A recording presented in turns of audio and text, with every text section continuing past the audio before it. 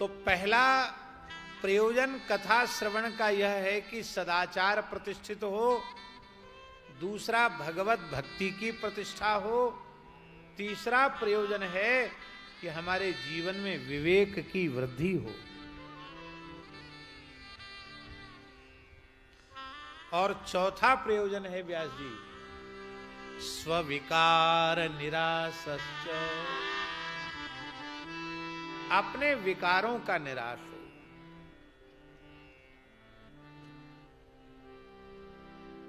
कई बार मनुष्य जीवन में सदाचार को प्रतिष्ठित करने के लिए भी प्रयत्नशील होता है, किसी न किसी अंश में भगवत भक्ति भी उसके जीवन में होती है, विवेक भी जगता है, किंतु इतना सब करने के बाद भी वह अपने अनंत जन्मों के वासना वासित अंतःकरण की मलिन वासना पर विराम नहीं लगा पाता है।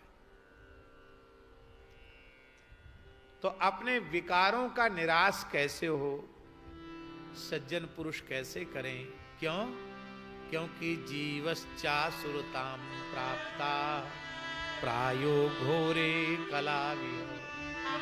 इस घोर कलिकाल में मनुष्य आसुर भाव को प्राप्त हो गए। पहले का जमाना ऐसा था व्यास जी,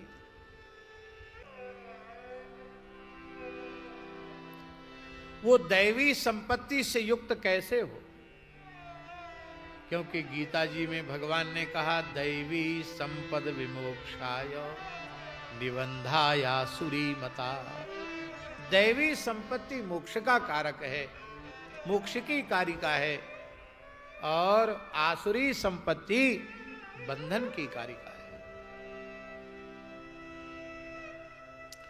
इसलिए जो कल्याणकारी साधनों में सबसे श्रेष्ठ साधन हो, जो पवित्रों को भी पवित्र बनाने वाला हो, ऐसे पवित्र साधन का उपदेश आप कृपा करके कीजिए। और हे भगवान, ऐसा साधन बताइए कि अंतःकरण की शुद्धि हो जाए और शिव प्राप्तिर भवे तात सदा निर्मल चेतसा। भगवान शिव की प्राप्ति हो जाए। महाराज जी, शिव शब्द का अर्थ ही है परम कल्याण, आत्यंतिक कल्याण, जिस कल्याण के बाद फिर कुछ शेष न रहे, अकल्याण की संभावना ही सर्वथा निरस्त हो जाए, उस तत्व का नाम है शिव। ऐसे भगवान शिव की परम कल्याण की प्राप्ति कैसे हो, और वो प्राप्ति तो कैसे होगी? निर्मल चेतसा। कैसा निर्मल चित्त? बोले सदा निर्मल चेतसा, सदा सर्वदा जिसका चित्त निर्मल हो। जब हरि और हर में भेद नहीं है, अभेद ही है, तो जो प्राप्ति की भूमिका भगवान श्री हरि की है, रामकृष्ण नारायण की है, वही प्राप्ति की भूमिका भगवान शिव की है। निर्मल मन जन सो मोहि पावा। क्या 88,000 सौनकाद ऋषियों को भगवान शिव की प्राप्ति नहीं हुई है क्या? ये तो सब नित्य प्राप्त हैं। भगवान का प्रत्यक्षानुभव नहीं हो चुका है, किंतु ये आचार्य, ये संत, हम सब कलिमल ग्रसित जीवों का प्रतिनिधित्व करते हुए पूछ रहे हैं कि हमें शिव तत्व की प्राप्ति कैसे हो, हमारा चित्त निर्मल कैसे हो। सूत जी बड़े प्रसन्न हुए और उन्होंने कहा कि हे मुनि शार्दूल, हे मुनि श्रेष्ठ, आपको तो शिव जी प्राप्त ही हैं, पर आपका कथा में इतना प्रेम हो गया है कि श्रवण प्रीति लालसा। आप श्रवण में प्रेम होने के कारण आपको श्रवण का लालच सदा बना रहता है, लालसा बनी रहती। जो भवरोग का शमन करने वाला परम रसायन है, ऐसा सिद्धांत हम तुम्हें निरूपित कर रहे हैं। काल रूपी सर्प के भय से ये सारा जगत भयभीत है। नाथ सकल जग काल कलेवा, इस काल रूपी सर्प का कलेवा है। कलेव माने जानते हो? कलेवा माने होता बाल भोग। बाल भोग का अर्थ है कि इसका राजभोग तो आज तक हुआ ही नहीं, ब्यारू भई नहीं। अनंत समय से ये जीवों का भक्षण करता चला जा रहा है काल, लेकिन अभी इसका राजभोग नहीं हुआ, बाल भोग ही चल रहा है। प्रातरास, जिसको मराठी में कहीं कहीं लगा था नाश्ता, नाश्ता कहते ना, यहां कहीं दुकान पे लिखा था चाह नाश्ता, तो अभी नाश्ता चल रहा है, राजभोग तो हुआ ही नहीं, मध्याह्न वाला भोजन काल का नहीं हुआ। इस काल रूपी सर्प के भय से मुक्ति कैसे हो, इसके लिए शिव पुराण का श्रवण करना चाहिए। ये शिव पुराण कहां से प्रकट है? बोले शैवम पुराणम परमम शिवेनोक्तम पुरा मुने। हे महर्षि, भगवान शिव ने ही पूर्व काल में आत्मस्वरूप इस शिव पुराण का उपदेश किया था। भगवान शंकर ने इसका उपदेश किया था।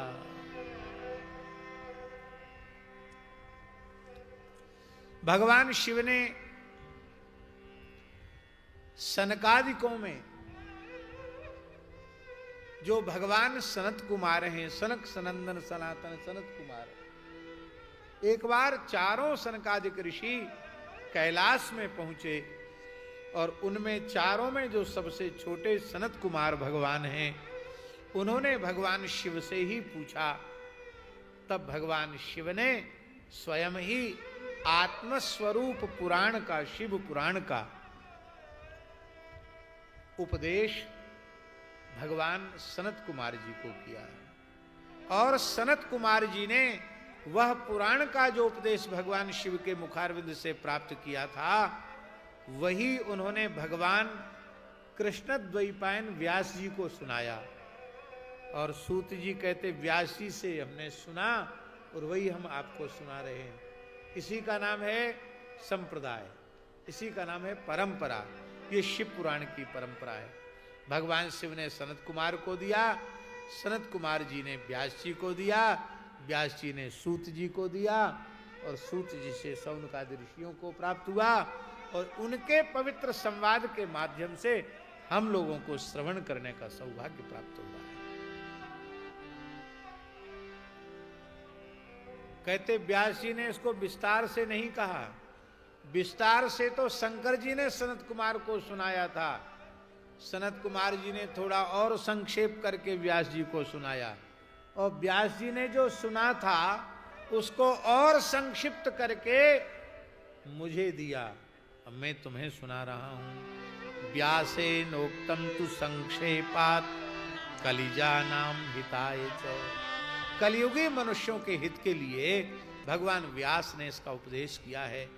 अंतःकरण की शुद्धि के लिए, कलिमल ग्रसित जीवों के मलिन अंतःकरण की शुद्धि के लिए शिव महापुराण की कथा के श्रवण से बढ़कर के दूसरा कोई साधन नहीं। कई जन्मों का पुण्य संचित होता है तो किसी महाभाग्यशाली को शिव पुराण की कथा श्रवण करने का सौभाग्य प्राप्त होता है। देखो कितने सौभाग्य की बात है। परम पवित्र फाल्गुन मास है, शुक्ल पक्ष है, और आज की पवित्र तिथि पर पवित्र वेला में हम लोगों को शिव पुराण सुनने का अवसर प्राप्त हो रहा है। ये शिव पुराण परमोत्तम शास्त्र है, शिव स्वरूप है। इसलिए भगवान शिव की भक्ति करने वालों को अत्यंत श्रद्धा पूर्वक शिव पुराण का श्रवण करना चाहिए।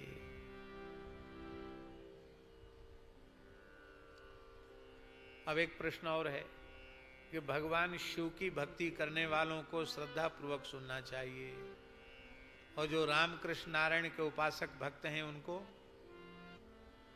उनको नहीं सुनना चाहिए क्या? बोलो।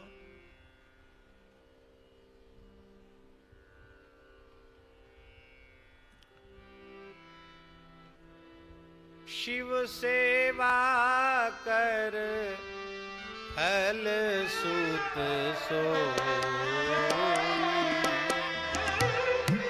शिव सेवा कर फल सुत सोई, अविरल भगति राम पद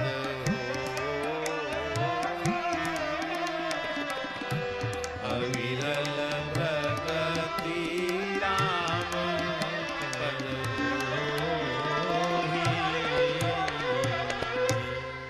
भगवान शिव की सेवा के फल से, उनकी भक्ति के फल से ही भगवान की भक्ति प्रकट होती है। तो भगवत भक्ति प्राप्त करने वालों को भी भगवान शिव की उपासना करके उनसे भगवत भक्ति प्राप्त करनी चाहिए। वैसे तो सब अवतारी पुरुष वहीं से बने बनाए आते हैं, लेकिन शिक्षा लेने की दृष्टि से हम निवेदन कर रहे हैं। भगवान शिव ने प्रेम की रसरूपा प्रेम लक्षणा भक्ति की मधुरोपासना की जिस सर्वोच्च अवस्था में कक्षा में भक्तराज श्री नरसिंह मेहता को प्रतिष्ठित किया, क्या उस कक्षा तक पहुंचना अपने साधन से संभव था?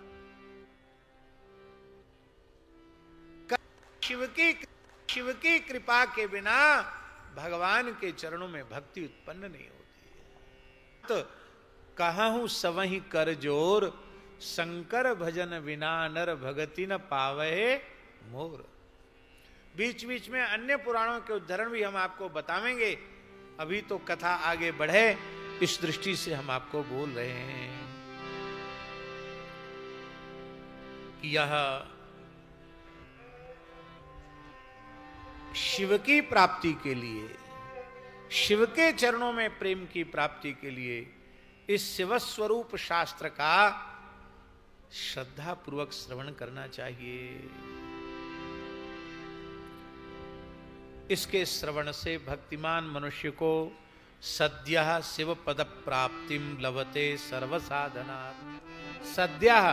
सद्यः माने इसी शरीर से इसी जन्म में भगवान शिव के चरण कमलों की प्राप्ति हो जाएगी, इसमें कोई संदेह नहीं है। कोई मन में कामना है तो वह कामना भी अधूरी नहीं रहेगी, क्योंकि कामनाओं की पूर्ति करने में सबसे उदार शंकर जी, इनका नाम ही आशुतोष है।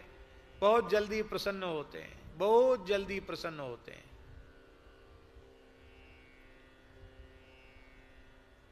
और देवता तो कामना की पूर्ति करते हैं, ये तो भंडारा खोल देते हैं, लुटा देते हैं। ये तो कितने उदार हैं। आप लोग याद कर लो एक श्लोक, हम बोलेंगे फिर आप लोग सब बोलना। आप सबकी मूल भाषा संस्कृत ही है। महादेव महादेव महादेव महादेव। इतने लोग बैठे हैं, आवाज यहां तक आई नहीं रही है, क्या बात है? आप लोग बोलना नहीं जानते क्या? अरे बोलो भाई, महादेव महादेव महादेव महादेव। महादेवेतियो वदेत महादेवेतियो वदेत। एकेन शंभुः क्रीतः स्यात् एकेन शंभुः क्रीतः स्यात् द्वाभ्यां शंभुर्णी भवेत् द्वाभ्यां शंभुर्णी भवेत्। स्वामी जी, एक लोटा जल भी नहीं चढ़ाना है, एक बिल्व पत्र भी नहीं चढ़ाना है, अक्षत भी नहीं चढ़ाना है, केवल शिवजी के द्वार पर जाकर बोलो महादेव महादेव महादेव। 3 बार जाकर कोई कह दे भगवान शिव के द्वार पर, तो भगवान शंकर इतने दयालु हैं, इतने प्रसन्न हो जाते हैं। बोले इस मेरे भक्त ने एक बार महादेव कह के तो मुझे खरीद लिया, मैं बिक गया इसके हाथों। अब इसने 2 बार और कह दिया, 3 बार कहा ना महादेव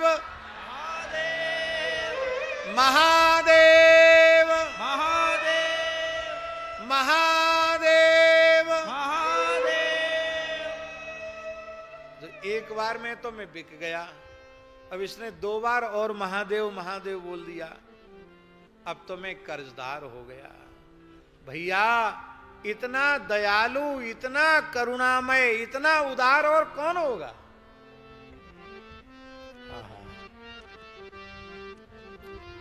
इसलिए कोई कामना ऐसी नहीं है जो शिव पुराण के श्रवण से अधूरी रह जाए, सब पूरी हो जाएंगी। सर्व काम फलप्रदम,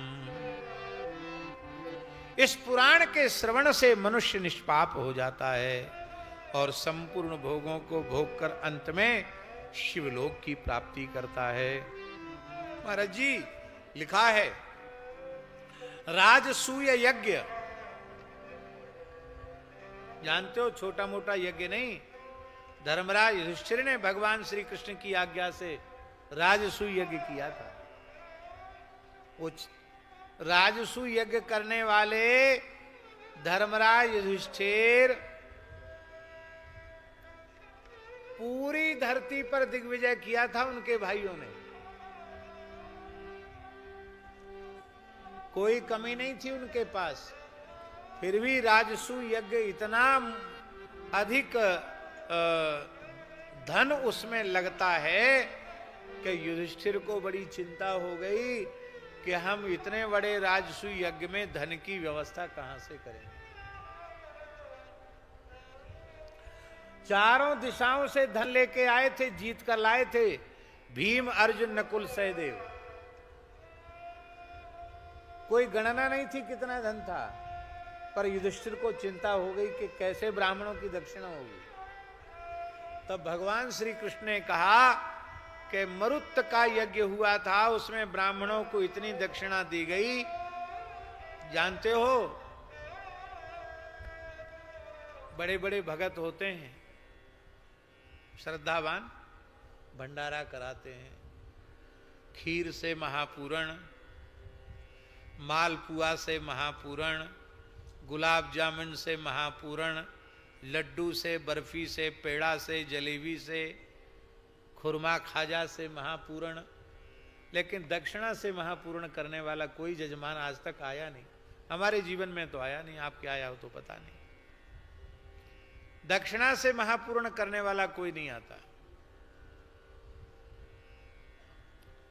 आप तो सब बड़े उच्च कोटि के महात्मा हैं, लेकिन सही बात कहें तो स्थिति यह है कि पंगत में भले ही दाल भात जिमा दो, कोई व्यंजन न हो, दक्षिणा बढ़िया दे दो तो रोम रोम आशीर्वाद देता है।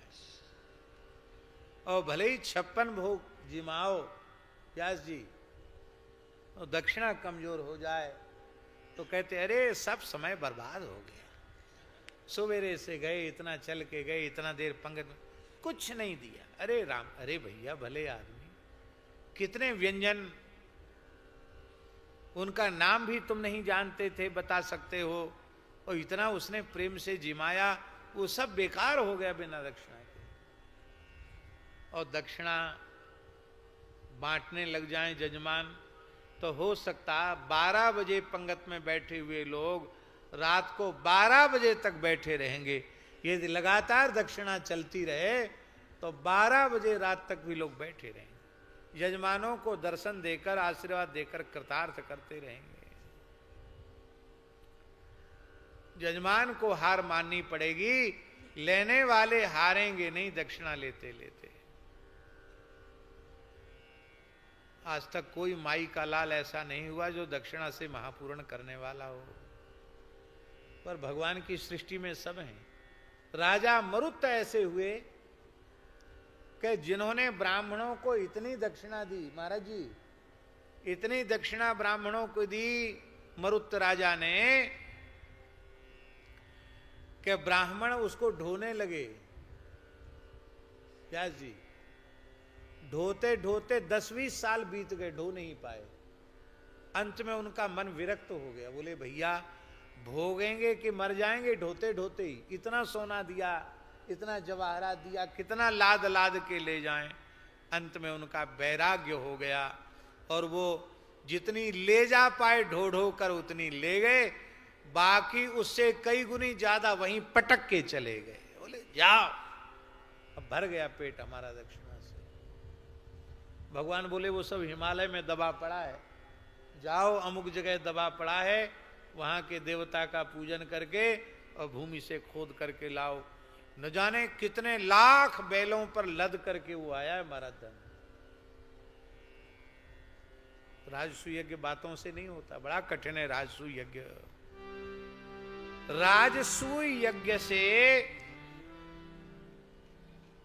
एक राजसूय नहीं 100 राजसूय यज्ञ करे और 100 अग्निष्टोम नामक यज्ञ करे, उससे जिस पुण्य की प्राप्ति होती है वह पुण्य शिव महापुराण की कथा सुनने मात्र से प्राप्त हो जाता है।